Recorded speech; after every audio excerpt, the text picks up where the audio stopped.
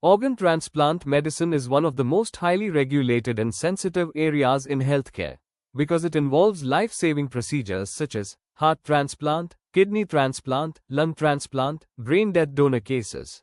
If a transplant program operates without proper legal and ethical systems, it can lead to illegal organ trade, donor exploitation, serious patient safety risks. That is why NABH introduced the COP15 standard, which ensures that organ transplant programs operate in a safe, ethical and legally compliant manner.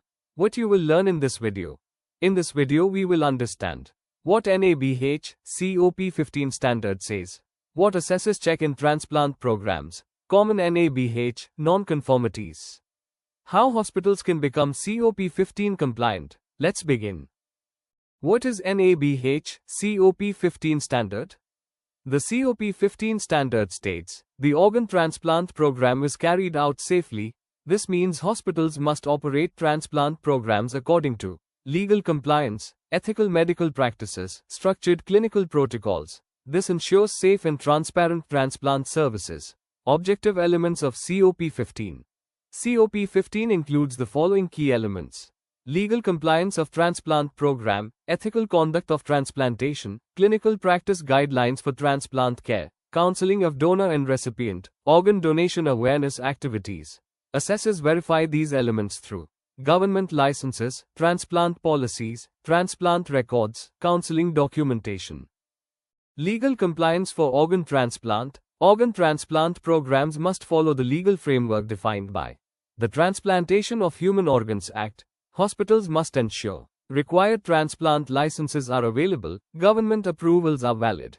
Only authorized professionals can participate in transplant procedures. These professionals may include surgeons, physicians, other specialists. They must have approval from the appropriate authority. Transplant coordinator. Hospitals must appoint a designated transplant coordinator. The transplant coordinator is responsible for donor coordination, family counseling, legal documentation. Hospitals must also ensure that required transplant reports are submitted to regulatory authorities within defined timelines. Clinical practice guidelines. Transplant patient care must follow clinical practice guidelines, standard treatment protocols. These guidelines cover pre-transplant care, transplant procedure, post-transplant care, recipient assessment. Before transplantation, the hospital must assess recipient fitness for transplant. This evaluation ensures that the patient is medically suitable for the procedure. Donor assessment. Donor evaluation must include donor fitness, medical suitability. The goal is to ensure safe donation without harming the donor. Organ compatibility testing. Before transplantation, organ compatibility testing must be performed. Examples include blood group compatibility, tissue matching. These tests ensure successful transplant outcomes. Organ recovery process. Organ recovery must follow defined clinical protocols, ethical medical guidelines. Hospitals may also develop transplant care pathways to guide patient management. Multidisciplinary transplant team. Transplant programs require a multidisciplinary team approach. Core team members include surgeons, nurses, dietitians. Additional members may include psychologists, medical social workers, infection control specialists. Resource availability. Hospitals must ensure availability of essential transplant resources such as special consumables, pharmaceuticals, diagnostic services. This ensures smooth transplant procedures. Donor and recipient counseling. Before transplantation, mandatory counseling must be conducted for both donor and recipient. Counseling may be provided by trained counselors, doctors. Counseling topics include benefits of transplantation, associated risks. Recipients must also receive education about immunosuppressive therapy, long-term follow-up requirements, counseling documentation. All counseling activities must be documented in statutory formats. In some cases, the counseling process may include local authorization committee interviews.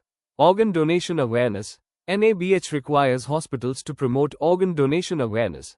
Examples of awareness activities include posters, standees, informational brochures. Hospitals should also address common myths about organ donation. Brain-dead donor cases. If a patient is declared brain-dead, the hospital should sensitively counsel the family about organ donation. Family counseling must be sensitive, respectful, non-pressurizing. Ethical practices. Organ transplant programs must follow ethical medical practices, legal transparency. Hospitals must maintain proper documentation such as transplant records, donor records, consent documentation.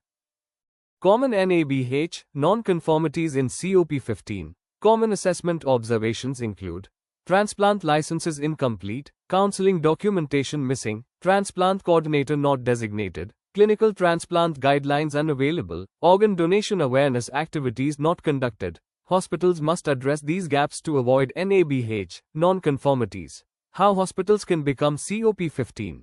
Compliant hospitals can comply with COP15 by maintaining legal transplant licenses, developing transplant SOP, strengthening donor-recipient counseling, establishing a multidisciplinary transplant team, conducting organ donation awareness programs. These steps help hospitals effectively comply with NABH COP15 standards. In the next video of this NABH training series, we will discuss COP16. Organization identifies and manages patients at high risk of morbidity or mortality. If you want to learn NABH standards step by step, then like this video, subscribe to the channel, turn on the notification bell, so you never miss upcoming NABH training videos. This is MediQuality Partners, your trusted NABH guide. Thank you for watching.